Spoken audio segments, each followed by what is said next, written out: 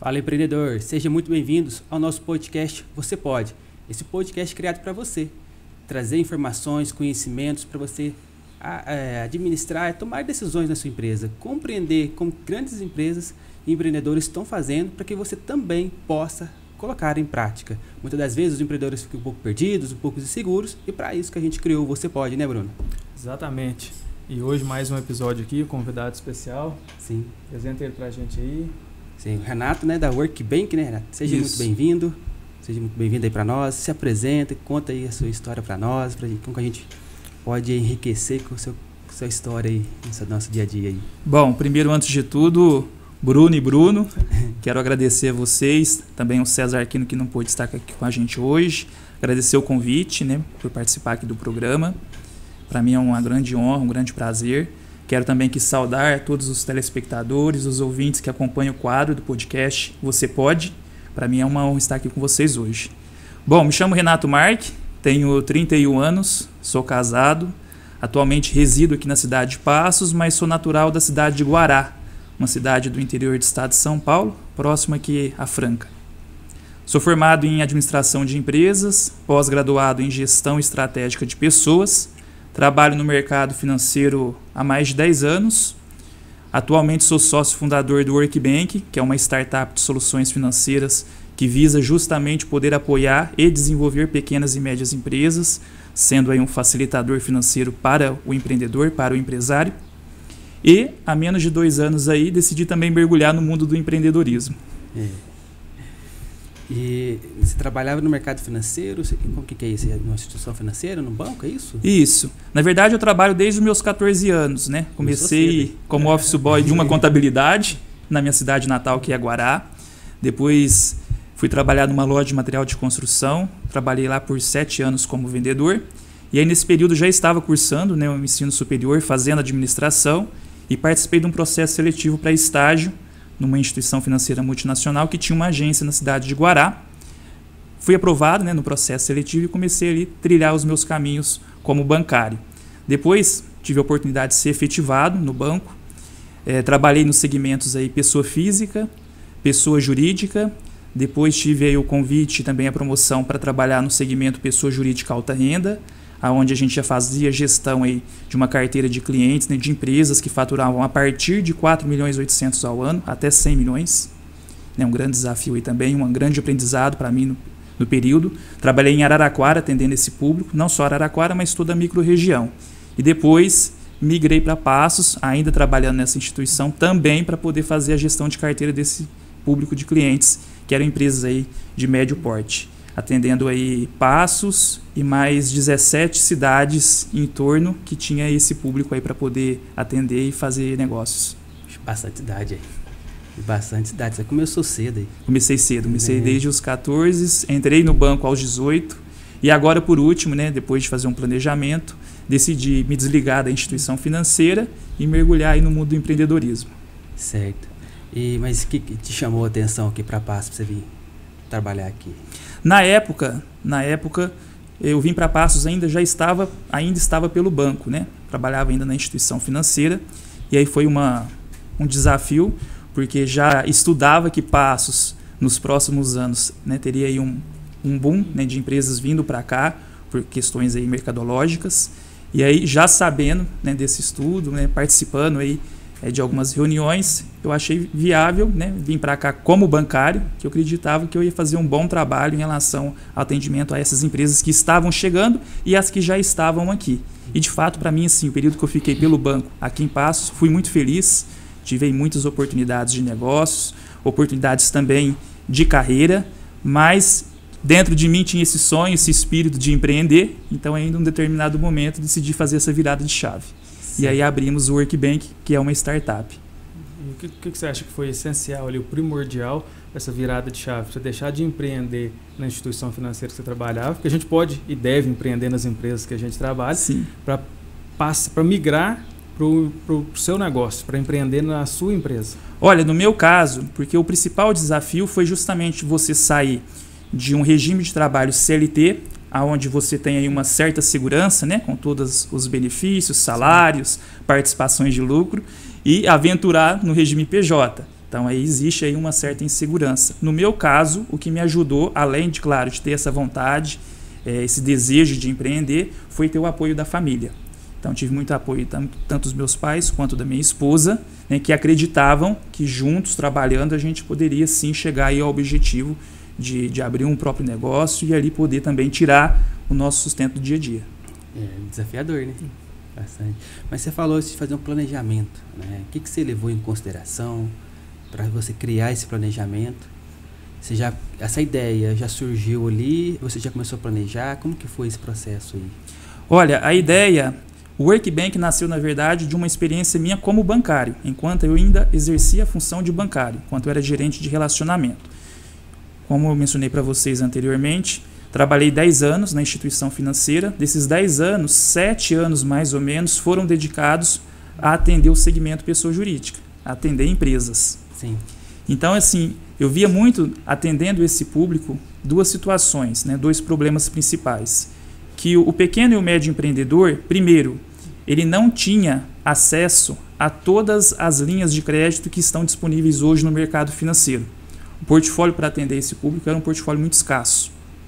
E segundo, a dificuldade que ele tinha também de acessar essas poucas opções que ele tinha de linhas de crédito dentro do portfólio que a instituição apresentava e que as outras também apresentam, né, os principais bancos. Então, olhando para essa necessidade, para essa dificuldade que esse empresário, esse pequeno empresário que está começando um negócio ou que precisa reinvestir, aumentar, expandir os seus negócios e não ter esse apoio financeiro por parte das instituições, ou quando tem, é um apoio meio escasso, meio precário, eu tive a ideia de montar um projeto de uma startup que pudesse sanar justamente essa dificuldade, que pudesse conectar a necessidade desse cliente com um portfólio completo, né, com todo o portfólio que existe dentro do sistema financeiro para o produto financiamento, para o produto crédito.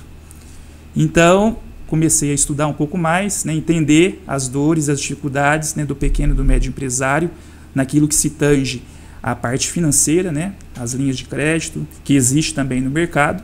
E aí nasceu a ideia de se criar o Workbank, que é uma startup que atua como uma intermediadora financeira. Então a gente conecta a necessidade desse cliente com a linha de crédito que é adequada e o que ele está buscando por dentro do negócio dele.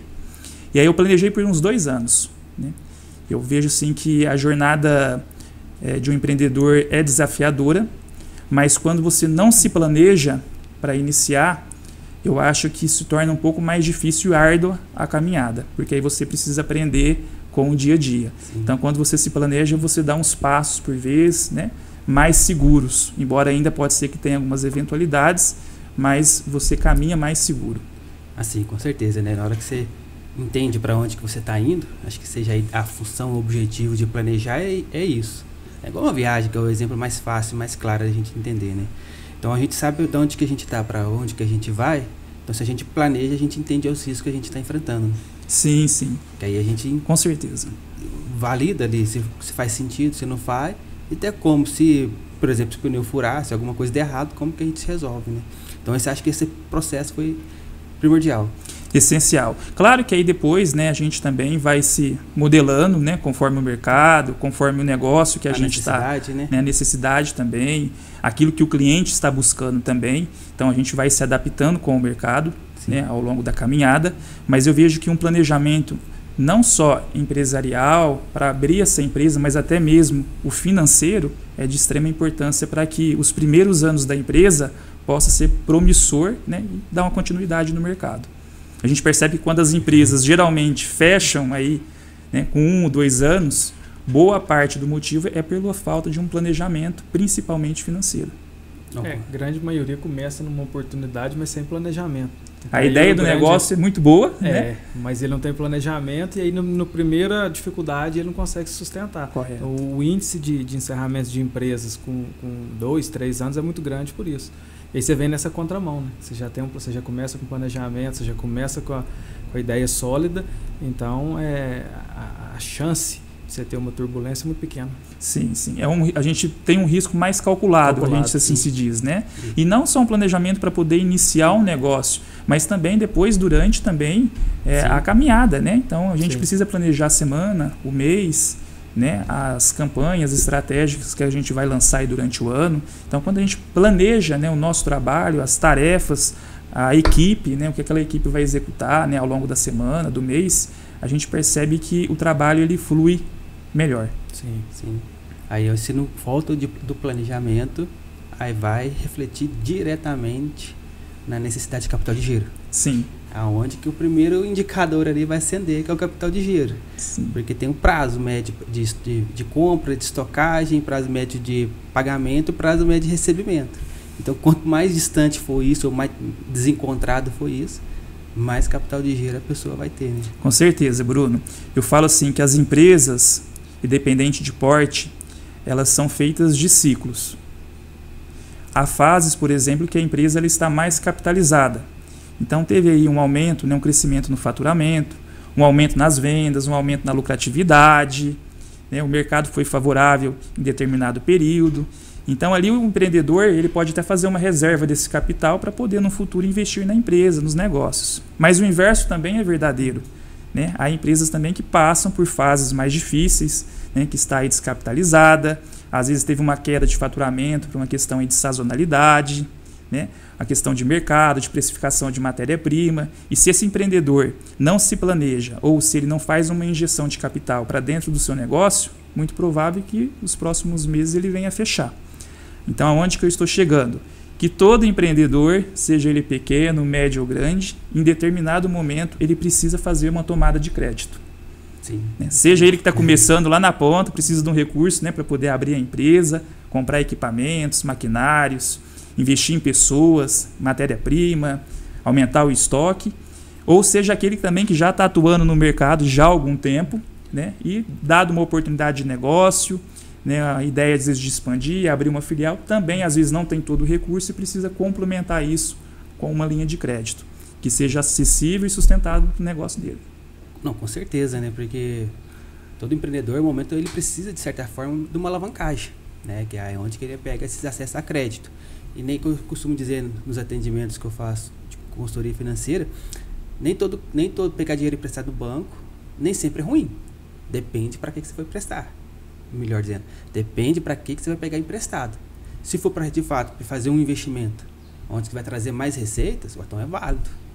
Às vezes ele tem algo investido, mas o banco consegue um juros menor do que está o rendimento dele, claro que vai utilizar o recurso externo de um banco, né? Para que ele vai usar o dele? Descapitalizar, né? Com certeza. E para trazer sempre esse investimento, para crescer, para poder gerar mais emprego, mais renda, mais receita. É isso que ele tem que entender, né? Não para tampar buraco, não para pagar despesa. Aí alguma coisa dentro da empresa precisa ser ajustada, né? Tem que ser um recurso saudável, sustentável para que o negócio dele cresça. Que ele consiga, né? Que ele pagar. Consiga ter um incremento no faturamento, um aumento na lucratividade, que é mais importante do que tudo, né? Exatamente. Essa lucratividade tem que ser maior do que os juros que ele está pagando. Correto. Senão, o investimento ele não fluiu corretamente, né? E essa é uma das principais ideias que a gente teve ao criar o Workbank, porque a gente traz como portfólio diversas linhas de crédito que são acessíveis e que têm mais o papel de apoiar o empreendedor do que às vezes gerar aí um custo financeiro que pode amanhã ou depois impactar no fluxo de caixa dele. Então, às vezes, linhas de crédito, por exemplo, governamental, a gente percebe hoje que os bancos mais tradicionais, muitas das vezes, fecham a porta para esse público, principalmente para o microempreendedor individual. E o banco esquece que esse público, amanhã ou depois, ele já está aí no regime do simples, ele vai crescendo, depois ele vai para um lucro presumido, até chegar no lucro real. Exatamente. E é um público não menos importante do que esses outros regimes tributários aí, né, de outras empresas com porte maior. Então a gente pega que é um público muito desassistido em relação a crédito, né, e quando ele tem acesso ao crédito, é um crédito caro, né, pelas instituições que são tradicionais. Então a gente traz um conceito diferente em relação a isso, né? A gente ajusta uma linha de crédito de acordo com o perfil, a necessidade e que seja saudável, que essa linha de crédito possa impactar positivamente no negócio daquele cliente, daquele empreendedor. Eu falo que o Workbank, além de ser um agente financeiro, ele tem um papel de responsabilidade social, que é de impactar na vida das pessoas e das empresas. Para nós, quando a empresa prospera, nós também prosperamos. Essa é a ideia que nós temos de negócio. Show. Renato, mas você falando aí, fico na curiosidade, acho que muita gente ouve falando, outro só voltando um pouquinho, mas o que é uma startup? Como que a gente define isso? Porque todo mundo fala startup, mas eu fico um pouco na dúvida quanto a isso. Boa pergunta. Realmente cresceu muito, né, o número de startups, de fintechs também, né, nos últimos anos. Mas a startup ela é uma empresa emergente, é uma empresa que está em fase de desenvolvimento, que tem o objetivo de criar um modelo de negócio sustentável e inovador. Trazer algo para o mercado que o mercado até então não tinha, né, ou era desassistido. Então, basicamente isso. Ela começa como o termo startup, porque ela está ainda em fase de desenvolvimento. Sim. E aí depois, se for seguir um segmento financeiro, ela se torna já uma fintech. Que aí ela já ganha o título e KNAI, atividade de instituição de agente financeiro. Financeiro, né? Na verdade, uma fintech é um tipo de uma startup. Correto. É isso. Toda fintech, em algum momento, ela foi startup. Ela começou, né, com um modelo de negócio, fazendo testes, em fase de desenvolvimento, e ela foi caminhando, se formando para se tornar uma fintech. Entendi. No nosso caso, se torna nós somos uma startup, porque a gente trouxe para o mercado algo inovador, que a gente tem uma tecnologia hoje que nos integra em mais de 80 instituições financeiras. Então, hoje nós temos um sistema interligado em 81 instituições, para ser exato. Então, nós temos lá os principais bancos, né, os bancos tradicionais, conhecidos aí por todo mundo, no Brasil, alguns fundos de investimentos, FDICs, securitizadoras, factories, corretoras de seguros, administradoras de consórcios, trades. Então, nós estamos interligados a todo um conglomerado financeiro, de agentes financeiros. Entendi. Então, basicamente, o seu trabalho para as micro e pequenas empresas você pega todos esses 81 instituições, fundos e tudo mais, e deixar ali um portfólio para conectar com eles. Correto. A gente não só busca essa aprovação do crédito, né, que o cliente necessita, mas a gente consegue analisar em mais de 80 bancos qual vai apresentar a melhor condição e oferta para aquele cliente. Em vez dele sair, pegar a maletinha dele, vamos dizer assim, o carro dele, percorrer, né, toda essa jornada e nessas 81 instituições, com vocês ele fala com uma única pessoa e fala com isso todo mundo, uma vez só. Em questões de horas, porque a tecnologia nos permite fazer essa análise em todos esses bancos em menos aí de 4 horas. E com mais opções, né? Como você disse, os bancos às vezes não passam todas as informações que ele poderia ter acesso, né? Correto, de correto. financiamento. E aí com você, num tempo menor, em apenas um local, ele consegue todas as informações. Correto. Às vezes esse cliente, né, que está em busca de um capital de giro, agora final do ano é muito comum o 13º, né? Então poucas empresas se preparam para o 13º e às vezes recorre ao linha de crédito para poder fazer o pagamento da folha. Então, ao invés desse cliente ter que ir lá na instituição que ele tem relacionamento, enviar toda a documentação, às vezes aguardar de 3 a 5 dias para ter uma resposta, talvez não favorável, e se tiver não favorável ele tem que ir às vezes num outro banco. Esse outro banco vai pedir para ele abrir uma conta, movimentar um período. Então, todo esse trabalho que às vezes ele teria que fazer de porta em porta e algumas instituições que talvez ele nem conheça, a gente faz isso simultaneamente dentro desse sistema que permite o cliente se auto-atender. Então, a gente apresenta todas as condições aprovadas e ele se auto-atende. Ele analisa o que faz mais sentido para o negócio dele e o que ele está buscando. E é isso mesmo, você tem que abrir a conta, criar um relacionamento. Toda uma burocracia, né? Faz um produto, faz outro produto, poder levar para depois falar alguma coisa de crédito. Eu sou suspeito a falar, né? Eu já fui bancário, então eu já trabalhei no banco, mas eu falo assim, hoje um cliente quando tem lá uma linha de crédito disponível, geralmente taxas de juros não tão atrativas, mas quando ele consegue algo um pouco mais que o mercado está praticando, eu falo que ele é enganado de certa forma, porque a taxa aparente não é a taxa real que ele vai pagar dentro daquela operação, porque ele acaba sendo aí obrigado a pagar seguro de vida, seguro de casa, se bobear até o seguro da sogra, né? Fazer capitalização, consórcio. Então, quando você coloca isso numa balança, o custo financeiro final dessa operação é muito maior do que aquela taxa aparente que foi apresentada para ele na proposta. Não, com certeza. Impacta muito mais o caixa dele. Né? Então, ao invés, talvez, né, desse banco, dessa instituição estar apoiando esse cliente, pode ser que ele esteja até prejudicando e comprometendo o fluxo de caixa dessa empresa e desse empresário nos próximos anos. Sim. Exatamente.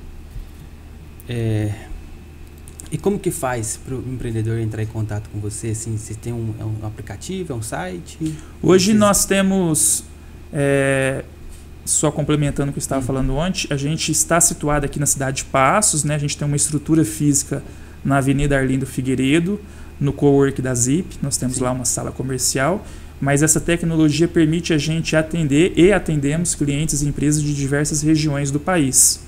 Também dos setores de indústria, prestação de serviço e comércio.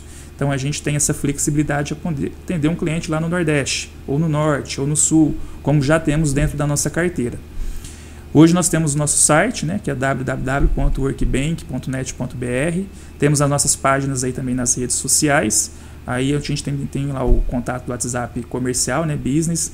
O cliente que deseja fazer uma simulação, né, fazer uma análise de crédito, está buscando uma solução financeira para o seu negócio, é só nos chamar lá que a gente faz isso em tempo hábil, no máximo em 4 horas, munido da documentação e das informações necessárias, em até 4 horas a gente consegue dar esse retorno. Então vocês atendem o Brasil inteiro? Atendemos o Brasil inteiro. Qualquer coisa, o empreendedor entra em contato, vocês fazem lá a análise. Temos essa flexibilidade. Agora, trazendo essa questão que você falou, né, se a gente for numa instituição tradicional de banco, tem que criar esse relacionamento. Você lá, munido com a documentação dele, que seja um contrato social, um faturamento, documentos pessoais, ele precisa criar essa conta ainda lá ou não? Esse é um grande diferencial. Hoje, se o cliente vai em qualquer agência bancária, independente do banco, ele precisa primeiro abrir uma conta, criar um histórico de relacionamento, para talvez ele ter ou não o acesso ao crédito. Nós fazemos o trabalho inverso. Nós aprovamos primeiro o crédito. Se esse cliente depois vai precisar abrir uma conta, pode ser que dependendo da instituição que aprovou, será necessário abrir uma conta digital. Em alguns casos, por exemplo, não precisa nem abrir conta, a gente gera um carnê e esse cliente paga mensal o boleto, o que também é algo inovador, porque esse cliente não precisa às vezes ter custo financeiro lá de mensalidade, pacote de serviços no banco. Mas fazemos esse trabalho inverso. Aprovamos primeiro a linha de crédito. E depois, se for necessário, esse cliente abre a conta. Algo diferente do que é hoje redigido aí nas instituições no dia a dia. Não, muito mais fácil. Muito mais fácil, sem sombra de dúvida, né? Porque se você não precisar criar aquele relacionamento com o banco para saber ainda se vai ter direito ou não, você já antecipa tudo isso, tá muito mais fácil. E o que acaba dificultando muito, né? Porque assim, o pequeno e médio empreendedor ele não tem muito tempo no dia a dia. Não. Até porque ele acaba sendo o executor, né, de boa parte do trabalho dele, das atividades da empresa no dia a dia. Fala assim que o empreendedor que está começando, ele é o financeiro, ele é o RH, né? Ele faz um pouco de tudo dentro da empresa. Então ele não tem muito tempo hábil também para poder ficar perdendo tempo para ir em banco. Então o empreendedor que abre uma conta no banco X, por exemplo, uma vez que ele abriu a conta, teve o trabalho de levar a documentação, começou a movimentar, centralizou todos os recebimentos dele naquela conta. Amanhã ou depois, se ele tiver a negativa em relação à linha de crédito, pode ser que às vezes ele nem busque outra alternativa, porque ele sabe que isso vai desgastar um tempo, vai dar trabalho. E aí, às vezes, vai passando as oportunidades e ele não consegue se auto-atender por conta da questão do banco que ali ele decidiu firmar relacionamento. Isso né? O empreendedor, ele está assim, a cada minuto ali, ele está fazendo uma atividade.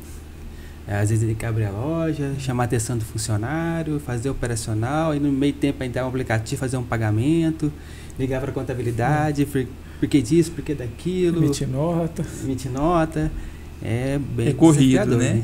E ele não tem muito tempo para poder também fazer gestão de várias contas bancárias, né? Então ele acaba aí se fidelizando numa única instituição. E pior, hein? Às vezes ele ainda usa a conta pessoal para movimentar questões da empresa ou vice-versa. Ou ele utiliza a conta da empresa para movimentar financeiro da empresa e ainda dali ainda movimenta o pessoal. E isso acaba sendo um ofensor, né? Porque eu falo assim, a oportunidade de negócio, né, Bruno, não tem dia e hora marcada, agendada. Ela simplesmente surge e acontece. Sim. Então, às vezes, você ter lá uma linha de crédito disponível para você que seja atrativa, você aproveita essa oportunidade de negócio e faz o seu negócio crescer, sua empresa crescer. Agora, quando você não tem, de fato, uma instituição parceira, onde você não tem, às vezes, esse portfólio disponível para você, pode ser que, às vezes, passa essa oportunidade, surge, passa, e você, né, o cavalo passa riado e você não monta, né, como diz aquele ditado. Sim. Então a gente traz totalmente uma dinâmica diferente. A gente traz várias opções de crédito e aprovadas e analisadas antes de qualquer tipo de abertura de conta ou de criar qualquer tipo de vínculo com a agência bancária. Interessante. Mas é isso, né? Se o empreendedor precisa entender, de fato, né, que ele precisa reinvestir no negócio dele. Você citou lá atrás, né, que há tempos que a empresa fatura bastante e há tempos que a empresa passa por dificuldades. A gente pode até citar um exemplo, que foi a questão do pessoal que aconteceu do ramo de energia fotovoltaica. Porque Verdade. impactou muito, porque a CEMIG mudou a política de concessão de liberação e de um tempo depois ainda mudou, liberando só para noturno. Como você capta energia à noite, né? Luz solar à noite. Então, são coisas imprevisíveis. Quase que foi da noite para o dia ali que impactou diretamente esse público, né? Então, se ele não tem esse planejamento, se ele não tem essa organização financeira, ele pode fechar no meio do caminho. Correto. A própria pandemia nos comprovou isso, né? Porque a gente teve aí setores, por exemplo, né? Alimentação, bebidas, que teve eventos, aí... né? De eventos, né? Enquanto o setor de alimentação e bebidas crescia, porque as pessoas aí recebiam auxílio, ficavam em casa, promovia mais eventos sociais, né? Entre família, embora não era, né, liberado, mas acaba que acontecia. A gente tinha outros setores, por exemplo, como eventos, né, de divulgação e tudo mais, que sofreram muito no período da pandemia. E sofreram porque um dos principais motivos é porque não se tinha um planejamento financeiro, não se tinha um capital de giro. Então, aquelas empresas, nos primeiros meses que precisou ficar com o comércio ou com as portas fechadas, ela não tinha uma gordura para se queimar. Então, o recurso que estava em caixa, mais do que depressa, acabou e aí ela precisou, de fato, se fechar. Sim. Isso impacta negativamente na economia, né? Porque se a empresa não consegue se tracionar, se movimentar, não é só a empresa dela. Porque existe atrelada a ela vários outros negócios que dependem dela, né? Tem toda uma cadeia, né? Exatamente, a cadeia, né? De fornecedores, com clientes, funcionários, que vai alimentando, né? Isso mesmo. Exatamente. E o planejamento, como você citou anteriormente, ele tem que ser diário. Primeiramente, você planeja a abertura da empresa, mas depois ele tem que ter essa manutenção. A gente tem que ter essa preocupação dia a dia para que a gente não se perca nessa questão do empreendedor ser o faz tudo. Que é o que a gente tem muito hábito de ver. Às vezes o empreendedor ele tem a habilidade de fazer a produção, de fazer a prestação de serviço dentro do negócio dele. E aí não sobra tempo para ele fazer gestão. Então, ele tem que se programar, se ele contrata alguém, se ele divide o tempo, como que ele vai agir para que ele não sofra com essas intempéries que a gente pode ter pelo caminho.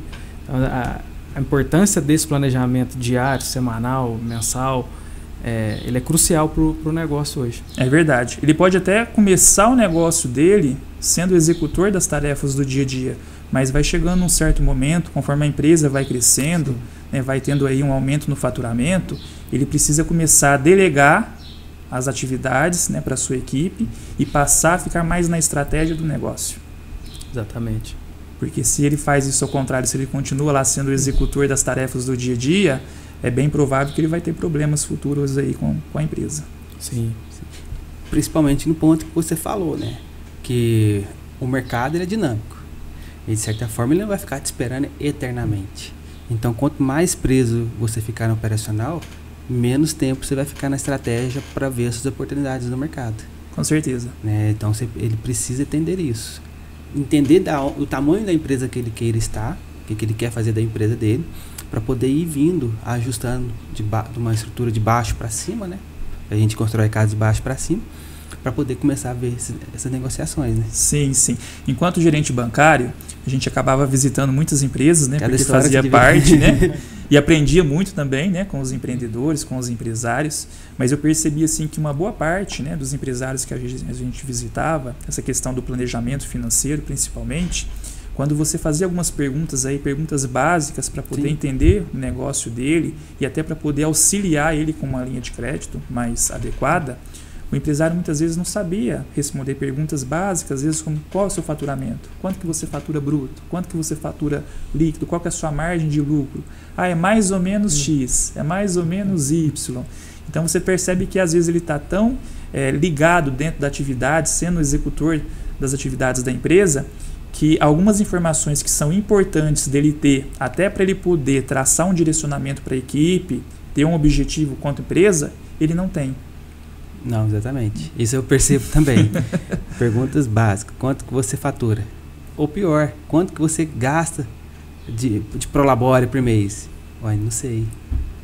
Mas mais ou menos. Não sei. Então, peraí. Então, vamos pegar a calculadora aí. Vamos falando. Mercado, tal. Não faz essas análises, né? Que, de certa forma, são essenciais, né? São essenciais. Até pra gente saber. Negócio, né? Tá bom, está ruim? Tá perto, está longe? Tá satisfatório, não tá? Às vezes o empreendedor trabalha lá das 6 horas da manhã, 12 horas por dia, até 6 horas da noite, 8 horas da noite. Mas aí, tá ganhando dinheiro? Não sei. Tá, mas o que você julga ser satisfatório para você? Mas também não sei. Verdade. Né? Então, ele precisa realmente ter essa clareza, né? Esse planejamento. E o faturamento, você ter faturamento ou crescer o seu faturamento não significa que você está tendo resultado, né? Exatamente. Você está tendo receita, lucratividade naquele negócio. Sim. Então, às vezes, a gente pega empresários aí, eu cresci 50% do meu faturamento ano contra ano. Ok, mas quanto foi o seu lucro final, o seu lucro líquido? Quanto foi sua margem de rentabilidade aqui dentro dessa operação? Muitas das vezes, esse tipo de pergunta que a gente fazia, dificilmente a gente tinha resposta. E que é importante o empresário saber e tomar nota no dia a dia para ele poder saber se o negócio dele está na direção certa. Né? Ou se ele precisa parar, se planejar novamente, se reestruturar para poder seguir. Ou até mesmo trocar o negócio. Sim, quando necessário. Às vezes o negócio está dando 1% lá, e se esforçando tanto, então às vezes não faz mais sentido. Mas vamos para um negócio mais rentável. E saber a hora de parar também, né, Bruno? Que Sim. A gente percebe isso também. Eu percebia muito isso quando bancário. Tinha alguns empreendedores, alguns empresários que não sabiam a hora de parar. Então, às vezes, quando você mais posterga algo que de fato não está trazendo resultados, maior vai ser a dor depois ao fazer o fechamento dessa empresa. Sim. Agora, se você percebe já nos primeiros meses que após você ter feito um planejamento, ter feito uma nova reestruturação nos processos e ainda aquele negócio não está te levando a ter um lucro, uma rentabilidade planejada, talvez seja ali o momento de você já virar a chave e buscar um outro negócio que realmente traga esse objetivo, né?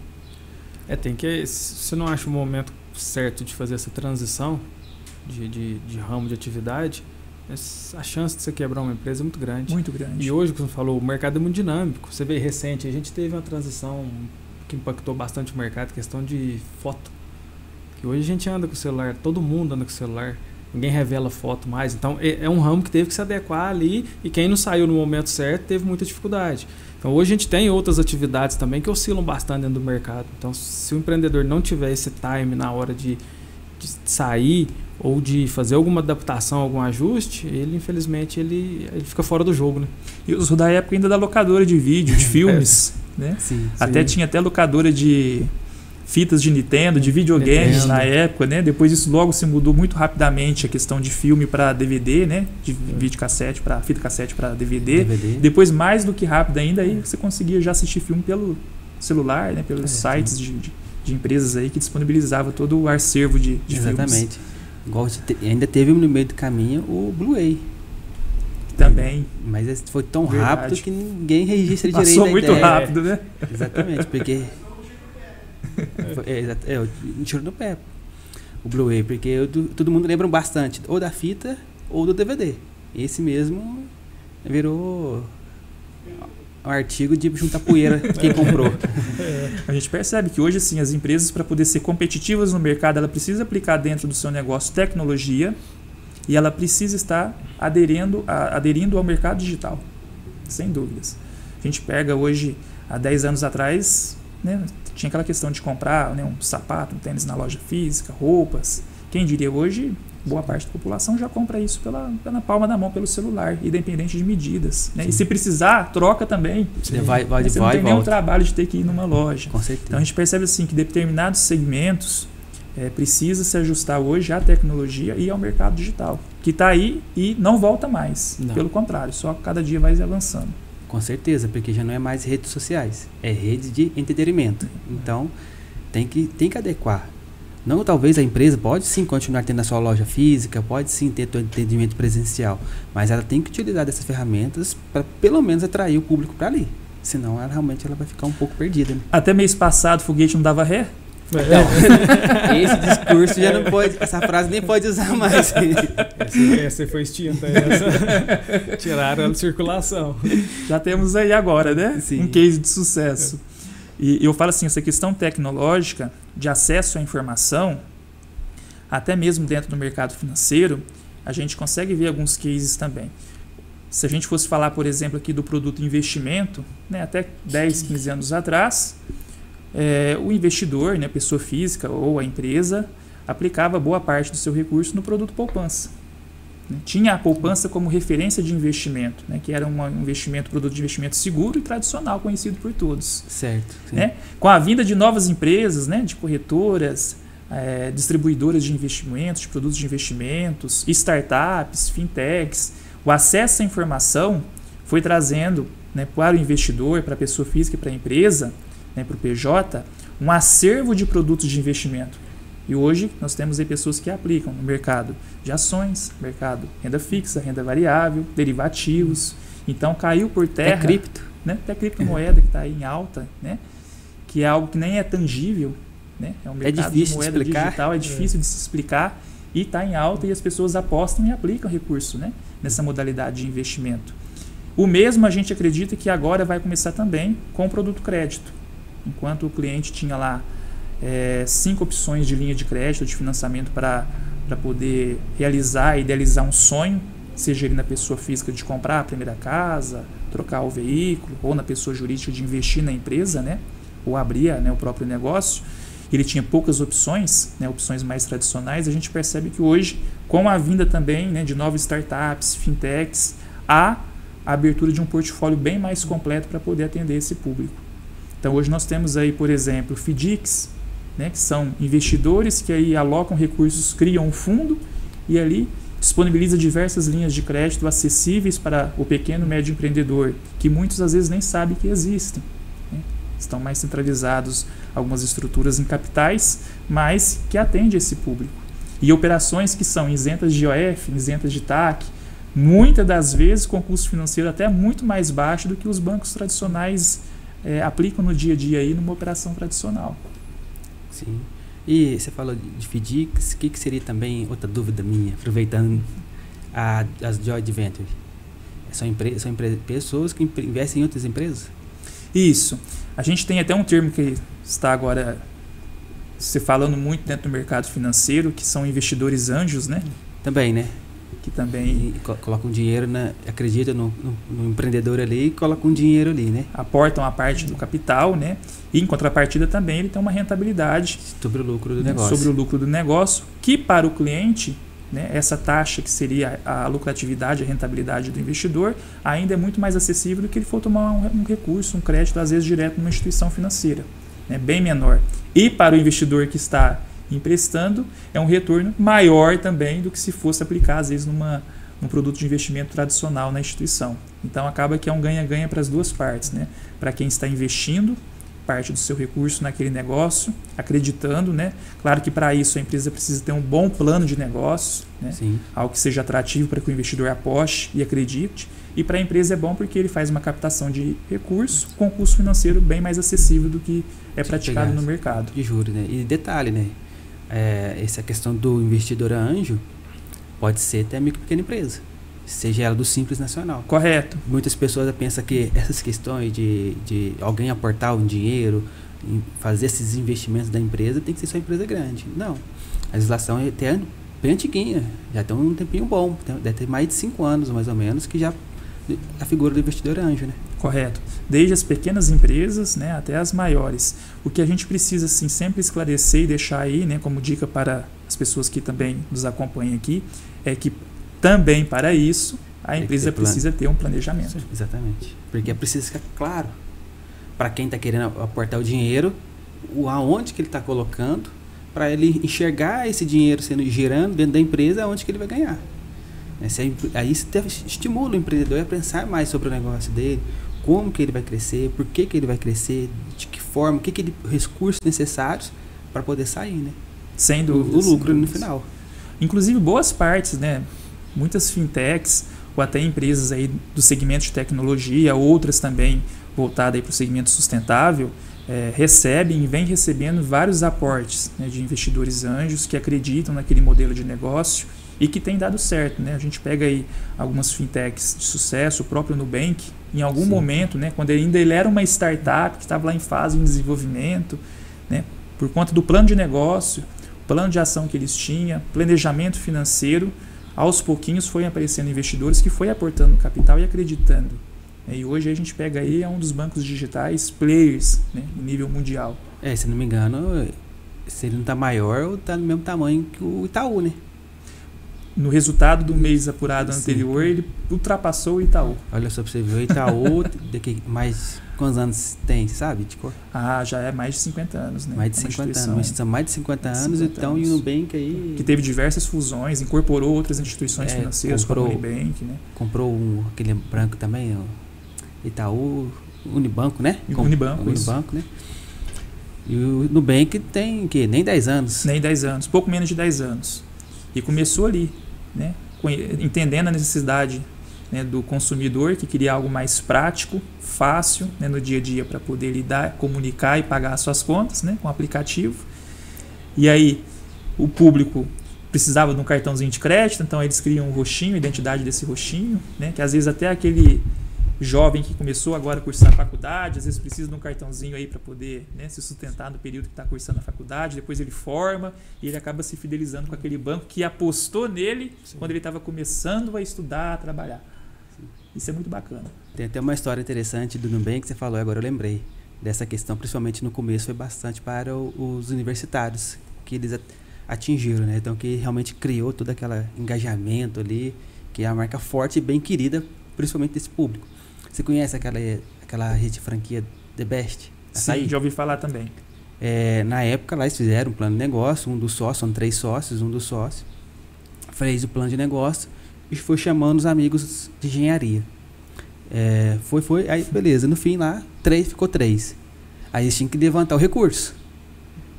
O financiador foi o Nubank, que ele fez a solicitação. Que bacana. Ele, você vê, propriamente fez uma propaganda diretamente, como a gente está fazendo aqui pro banco, da importância que é de acesso ao crédito, né? Hoje, se não me engano, é uma das maiores franquias de açaí. Com certeza. Mais de 500 lojas estão faturando mais 700 e tantos milhões. E com certeza são muito agradecidos, porque foi a instituição que naquele momento apoiou. Se não me engano, foi coisa de 3, 4 mil reais. Foi o valor que ele conseguiu o recurso para poder investir no negócio dele. Eu discuto e falo muito isso com a minha equipe. Eu falo que o nosso papel, além de fazer o empréstimo, além de liberar o recurso, de buscar essa aprovação, é gerar esse impacto.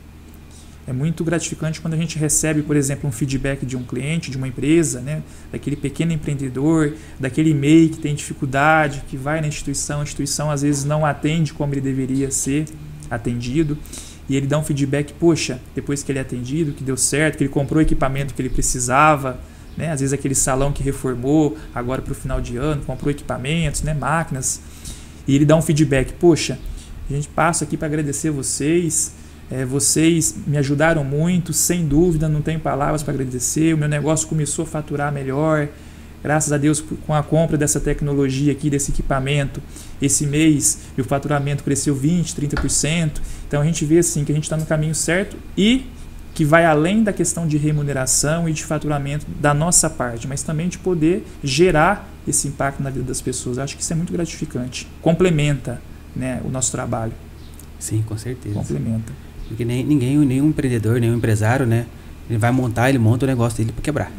Correto. Então ele tem por trás, ele tem esse sonho. Correto. Quando a gente pode auxiliar esse sonho dele e ver ele realizado, é gratificante. E a gente pega muitos casos, por exemplo, às vezes de empreendedores que está com a dificuldade de fluxo de caixa e às vezes ele vai no banco que ele tem relacionamento, o banco aprova lá uma linha de antecipação de boletos, né? Todo mês ele vai lá antecipando os recebíveis dele. Não é a linha correta para esse cliente. Todo mês vai acontecer de ter esse descasamento de caixa, ele vai ter que voltar a antecipar. Então vira um ciclo virtuoso, né? E o produto para esse cliente, no caso, é um capital de giro. Então precisa ser uma linha de parcelado, uma linha que seja atrativa para ele, com condição de taxa, de preferência, às vezes, uma carência, para que dê tempo desse recurso entrar no caixa, ser gerido e começar a ter retorno, antes mesmo dele começar a pagar. Então a gente percebe assim, que muitas vezes o pequeno empreendedor é mal assistido até mesmo em relação a isso, né? De um atendimento que de fato traga essa proximidade para dentro do negócio dele e que entenda a dor dele e que ofereça algo que de fato vai poder solucionar. Não algo de conflito de interesse para poder bater metas e etc. Exatamente.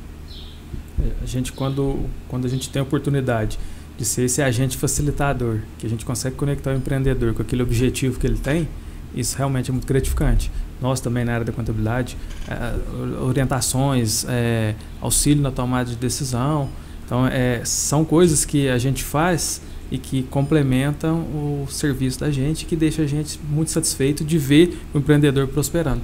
Quanto mais o empreendedor prospera, mais o nosso negócio também prospera. As pessoas precisam entender isso, que a gente não faz nada sozinho, a gente precisa deles e eles também precisam de nós. Então, a gente, enquanto agente facilitador, a gente encurta caminhos para eles e automaticamente os nossos também são realizados. É uma via de mão dupla, Sim. né?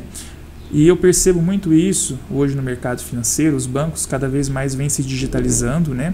Então hoje aí boa parte dos afazeres, das atividades do dia a dia se resolve num aplicativo, né, do celular. Mas eu acho que mesmo você digitalizando, você não pode perder essa proximidade com o cliente, principalmente se for uma empresa. Sim. É porque é essa proximidade de fato que vai fazer com que você enxergue a necessidade, as dores desse cliente e poder ali apresentar uma solução para ele. Algo que às vezes a tecnologia, embora facilita, seja, né, benéfica em muitas situações, mas ainda não consegue mensurar, que é o atendimento humano, né, que é o atendimento humanizado. Sim. Ah, com certeza, isso aí eu sempre comento. Por mais que a tecnologia nos auxilie, nos ajude, mas nada, pelo menos na minha curva de vida que eu me vejo, mesmo com a inteligência artificial aí, né, já beirando, nada substitui o relacionamento humano. Isso é extremamente importante. Então, o empreendedor que investe nisso, se utiliza sim da tecnologia e tudo, mas que investe no relacionamento humano, grande chance de ter sucesso na vida dele. E como que faz isso no meio digital? Olha, eu acho que primeiro liderar a equipe precisa comprar a ideia, porque a gente não faz nada no dia a dia sozinho.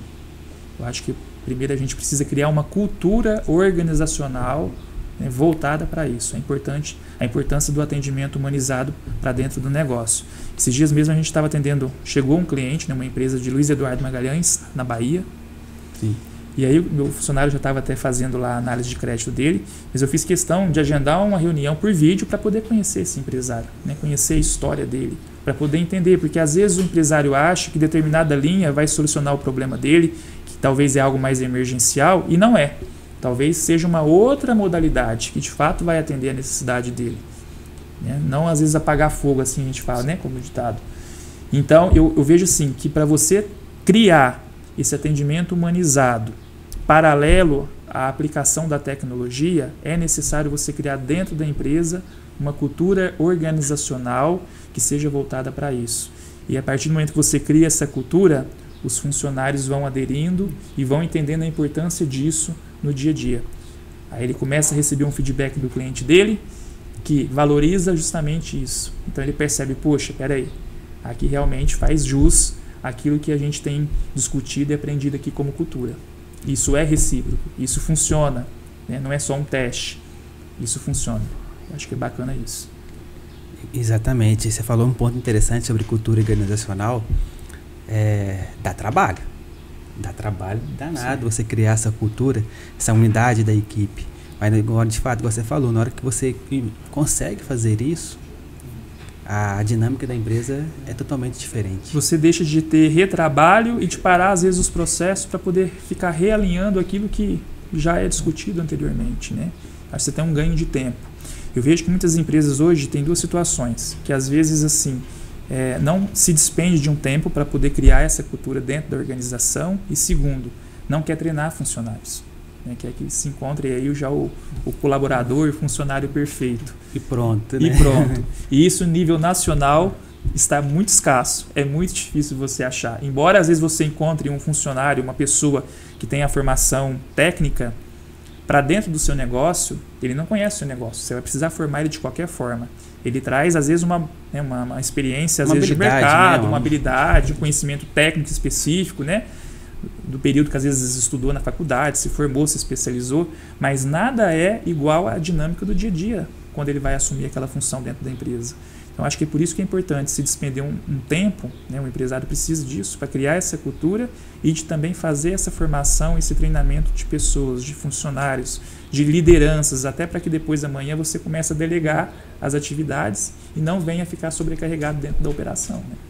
Essa ideia da cultura, você já começou desde cedo ou foi no meio do caminho que você percebeu? Desde cedo. Tanto da cultura quanto do treinamento. Dentro do meu time, semanalmente, a gente estuda, a gente aprende, discute, porque se é uma startup, se ela está em fase de desenvolvimento, toda ideia é bem-vinda. Então pode ser que às vezes um colaborador tenha uma ideia contrária da minha, mas que vai ser benéfico para dentro da operação. A gente precisa escutar, porque é quem está na ponta, é quem está atendendo os clientes, é quem às vezes esbarra diante de alguma dificuldade. Então nada mais melhor do que o próprio, né, colaborador para poder pontuar a gente em relação a isso. Com certeza, é o que está no dia a dia, né? Tá no dia a dia ali, conversando, entendendo, ele que vai conhecer bastante, né, das dores e das dificuldades. Né? E aí você perde um tempo para criar a cultura, para treinar, mas depois que você criou a cultura e treinou aquele colaborador, você não vai precisar sentar com ele para poder ficar dando feedback de melhorias continuamente, né? Sim. Você começa a dar um feedback semestral, anual, porque você percebe que ele já entendeu a identidade, ele conhece a identidade da empresa. Né? E ele passa a vestir a camisa da empresa. Hoje a equipe está em quantas pessoas lá? Hoje a gente tem alguns colaboradores no regime PJ, alguns CLT, temos alguns parceiros específicos, contabilidades, consultores, mas hoje a gente gira em torno aí de 13 pessoas. 13 pessoas? É. Crescendo bastante. Está direto ou indiretamente dentro do nosso negócio. Está indo bem, hein? E agora, mês que vem, se tudo ocorrer bem, a gente vai ainda contratar mais 3 colaboradores. Daqui a pouco você passa no Nubank. É a nossa visão. É a nossa visão. Sim. Visão de futuro, né? Ser um hub financeiro, a gente fala hub, né? Porque é essa questão de intermediador, de fazer intermediação, de conectar pessoas, né? Ser referência nesse mercado de intermediação financeira. A gente conectar a necessidade do cliente, né, com a oportunidade e com a disponibilidade de linha de crédito que existe dentro do mercado financeiro. Show de bola. Bom, Renato, a gente for avançando, o papo vai indo e as perguntas vão surgindo, porque finanças é um tema muito amplo, muito amplo, impacta diretamente. Né? Finanças, qualquer erro, vamos dizer assim, o acerto que a empresa vai fazer, vai aparecer no financeiro. Ele é o maior dedo duro que a gente tem, né? Então é um assunto que rende e o empreendedor, de certa forma, relega um pouco os números do negócio dele. Com certeza. Mas a gente precisa encerrar. Mas me deixa uma mensagem para nós, para o nosso empreendedor, porque quando ele está começando, onde que acontece essa virada de chave, o que ele deve fazer, como que ele deve fazer, como que ele enfrenta o dia a dia para poder crescer e prosperando cada vez mais aí. Bacana. Bom, eu deixo aqui como uma mensagem, né? Se você tem esse sonho, se você tem esse desejo de empreender, né, de buscar abrir o seu próprio negócio, não desista, né, não desanima. Realmente é uma jornada desafiadora, né, uma trajetória inspiradora também ao mesmo tempo. Eu vejo assim que estude muito para isso, né, planeja bem.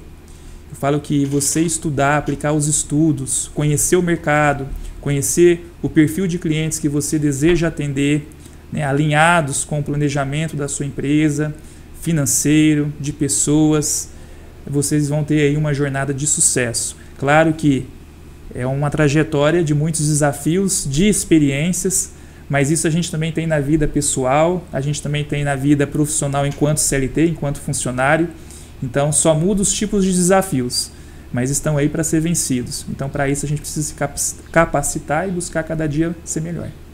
Show de bola, muito bom. É saber, né? Acho que saber quais batalhas e lutas nós vamos enfrentar, né? Independente de estar empreendendo ou não, né, a vida da gente já é uma jornada, né? Sim. Já é uma peregrinação aqui na Terra, né? Exatamente. Que a gente encontra aí alegrias, tristezas, né? Dificuldades, né? Desafios. Mas vai da gente também, né, com o propósito de poder superar. Com certeza. Muito obrigado. E eu agradeço novamente aí pela oportunidade. Olha, show de bola a empresa. Parabéns.